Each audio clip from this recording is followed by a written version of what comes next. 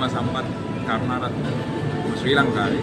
නමුත් මම ඊට දවස් 3කට කලින් ඉඳලා ඩුබායි වලට ආවා. ඒ වෙනකොට ඇත්තටම ඩුබායි රට දීර්ඝ නිවාඩුවක් තිබ්බ දවස් 3ක.